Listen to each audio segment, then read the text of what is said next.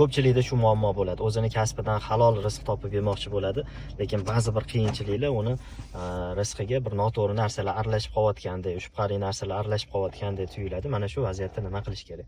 Ko'pchilik o'ylaydiki, bu sohani tashlab boshqa go'yoki bog'bonchilik qilaman, ustachilik qilaman, dehqonchilik qilaman, hamma halol kasb, hech qayerda pora aralashmaydi, yengil bo'ladi deydi. Go'yoki o'zini o'rnini tashlab shundoq boshqa kasbga o'tsa-yu, rizqi halol bo'lib qolsa, qalbi xotirjam bo'lsa. Yo'q, unaqa bo'lmaydi. Bu narsalar unaqa bo'lmaydi. Men yoshmanmi, kattamanmi bilmayman. Hayot tajribam borligi uchun, shu yo'ldan o'tganim uchun sizlarga aniq chiqish yo'lini o'rgatmoqchiman. Bu narsa xuddi menda ham shunaqa vaziyat bo'lgan. Qurilish sohasida ko'p yillar shogird bo'lib yurganimda bu narsalarni sezmaganman, lekin o'zim ish boshlaganimda ko'p majbur bo'lamizki, mijozlarimiz keladi, ba'zi bir bitmaydigan ishlarni ham pul berib hal qilmoqchi bo'lishadi. Noto'g'ri xatoliklar kelib qoladi, jo'natib mashina bir ikkisimini berib hal qilib bering deyshadi. Yo'q, biz bunaqa ishingizni hal qilmaymiz, poraga aralashmaymiz, korrupsiyaga aralashmaymiz. Ishim bitirib bermasang, qisqasi, sani nima keraging bor menga deyshadi. Arxitektorlar o'zini kerakligini hali tushunib yetishmagan edi odamlar. Shu vaziyatda qisqasi ishsiz qolib ketganmiz. Borini boricha aytaman. Ancha payt ishsiz o'tirganimda ahli ilm ustozi oldilariga kirganman. Juda ham ilmli inson.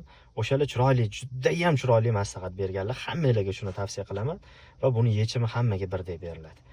Men aytganman, ustoz, kasbimiz shunaqa. Korrupsiya bermasak, pora bermasak, bizning ishimiz yurmayapti. Hammasi ham shunaqa emas, shunaqa joylari bor. Desak, bizaga ruxsatmi shu? Oila, rizq, bola chaqani boqish kerak. Ruxsatmi? Yo'q, ruxsat emas. Unda ketaylik, bu sohadan ketaylik. Men maza qilib ishlayman, odamlarga manfaatim tegadi, lekin yaxshi duradgorman. O'sha sohada ishimni qila qolay desam, yo'q, bunga ham ruxsat emas deganlar. Nima qilay, qanaqa qilib bu holatda men rizqimni topaman desam, jilmayib turib, chiroyli tushuntirib qo'yganlar.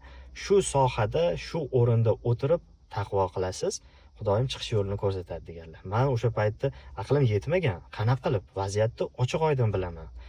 Lekin qanaqa qilib tushunmaganman. Lekin taslim bo'ldim. Ular keyin hikmatini tushuntirib berdilar menga. Agar siz ketsangiz, Xudoga shukr, shu narsalarni o'ylarkansiz, korrupsiyani, bu hozirgi kundagi siyosatimizga to'g'ri kelmasligini, korrupsiya umuman siyosat jamiyat miqyosida qoralanayotganini, shariat tarafidan ham noto'g'riligini bilarkansiz.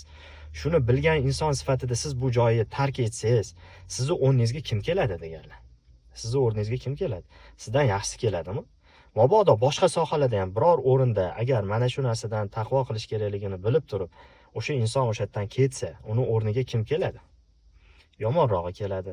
O'sha loyiqani ichida yashashga rozi bo'ladigan inson keladi. Siz har holda shu narsaga aqlingiz yetyaptimi, o'sha yerda bo'lib turib, shu sohada ishingizni qiling, iloji boricha taqvo bilan to'g'ri yo'llarni qidirib topib qiling dedilar. To'g'ri yo'llarni qilyapmiz hozir. Xudoga shukr, o'sha maslahatlardan keyin tushunib-tushunmay taslim bo'lib so'rab qo'yildi endi. Endi amal qilish kerak. So'ramasak mayli edi. Amal qilishga chiqdik, yana 1-2 oy sinovda bo'ldim. Undan keyin chiqish yo'llari haqiqatan ko'rsatilgan. To'g'ri yo'llarda hamma narsasini hal qilish, auditoriyamiz kengaydi. Umuman kutmagan davlatlardan ishlar tushishni boshladi. Kerak bo'lsa, hozir Arabiston davlatlarigacha, Rossiyalargacha, qo'shni respublikalarning deyarli hammasiga xizmat ko'rsatyapmiz.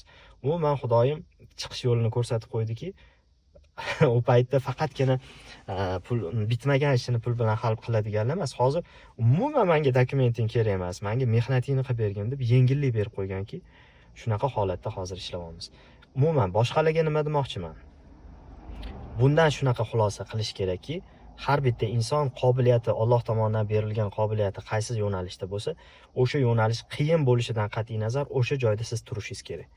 Xudoyim o'sha sohada, o'sha o'rinda, o'sha regionda, o'sha vaqtda shu inson shu jamiyatga kerakligi uchun shu qobiliyat bilan yaratgan. Eshmatni quruvchi qilib yaratgani bejizga emas. Eshmat quruvchi bo'lish kerak. Mana shu zamonda qurilish rivojlanishi kerak. Insoniyatni shuncha milliard qilib kattalashtirib, ko'paytirib qo'ydimi Alloh? Shuncha qurilish bo'lish kerakligini reja qilgan va shuncha arxitektor, shuncha quruvchini yaratib qo'ygan. Siz o'sha o'rinda bo'yin tovlamasdan ishlashingiz kerak. Halol haromini ajratish qiyinchiligidan nolishga haqqimiz yo'q. Zamonga kelsak, zamon har doimgidan yaxshi. Xudoga shukr qilishimiz kerak.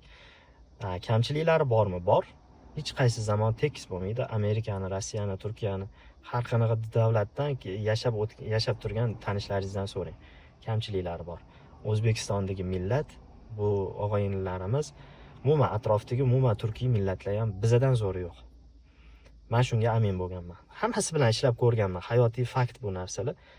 Men yuragimdan shunga nima deydi, ixlos bilan aytolmaymanki, rozilik bilan aytolmaymanki, bizani sharoitimizdan zo'r sharoit yo'q deb o'ylayman. Yana bilmadim, bu patriotli ham bo'lishi mumkin, lekin bu o'ylab ko'rilgan narsalardan chiqargan xulosam. Bu tomoniga o'tib ketdimi, umuman olganda yoshlarga shuni bildirishimiz kerakki, u sohadan bu sohaga tez ko'tarilib ketarmikinman deb hakkaga o'xshab sakrab yurish kerak emas. Siz usta bo'lishga qobiliyatlimisiz? Qor, yomg'ir, u bu demasdan usta bo'lishimiz kerak.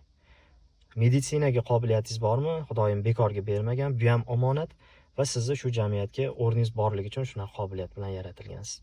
Har xil yosh bolaga o'xshab bahonalar qilib boshqa sohani tanlashga harakat qilsak, demak, o'zimizni yaratilish maqsadimizdan chekkaga chiqayotgan bo'lamiz. Bunga diniy tus bermaysizlar, shunchaki yoshlarimizni o'zini o'rnini topishga bo'lgan maslahat, amaliy hayotiy voqealarga asoslangan novella. Sizlarga shunaqa maslahatimni aytib qo'ymoqchi bo'ldim. Buni mas'uliyatliman deb o'yladim. Yoshlarni oldida umuman shunaqa fikrlab yurganlarga, hammasi ham ahli ilmga borib bir odam topa olmaydi, so'rashga maslahatini bera olmasligi mumkin. Men eshitdim, bu omonat edi va sizlarga yetkazdim. Hamma o'zini o'rnida qiyinchiliklarga qaramasdan turib berish kerak. Xudoyim o'sha yo'nalishinglarda, o'sha kasbinglarda sizlarga nusrat beradi. Salomat bo'linglar, sog' bo'linglar. Yoshlarga jo'natib qo'yinglar va shogirdlarimizga, boshqalarga sal qattiqroq turishimiz kerakmi deyman. Hozirgi yangi anaqa, men shogirdlarim unaqa emas, Xudoga shukr, lekin ko'pchiligini bilyapman. Kelsangiz orzularing nima desa, oydan kvartira qilmoqchiman deydi. Bundoq qarasangiz, yer yuzini nimadir qilmoqchiman deydi. Mana buni qilib qo'ygan desa, kichkina ish qila olmaydi. Bo'yin egib, kichik bir joyda o'tirib bir narsani oxiriga yetkaza olmaydigan yoshlar chiqyapti hozir. Sabrli bo'lishligi kerak hammaliga. Tavsiyam shunaqa. Sog' bo'linglar, uzr zeriktirib qo'ydim. Keyingi videolar tezroq bo'ladi, xudo xolisa.